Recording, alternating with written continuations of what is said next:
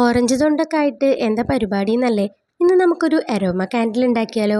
അപ്പോൾ ഞാൻ ഇതിനു മുന്നേ ഒരു വാട്ടർ കാൻഡിൽ ഉണ്ടാക്കിയിട്ടുണ്ടായിരുന്നു. അപ്പം അന്ന് യൂസ് ചെയ്ത ആ ഒരു വാക്സ് ആണ് ഞാനിവിടെ യൂസ് ചെയ്യണത്. അപ്പം നമ്മുടെ ഓറഞ്ചിൻ്റെ തൊണ്ടിലേക്ക് 2-3 ക്ലോവ്സ് വെച്ച് കൊടുത്തിട്ട് നമ്മൾ വീട്ടിൽ കത്തിക്കുന്ന വിളക്ക് തിരിയില്ലേ, അതാണ് ഞാനിവിടെ വെച്ച് കൊടുത്തിട്ടുള്ളത് കേട്ടോ.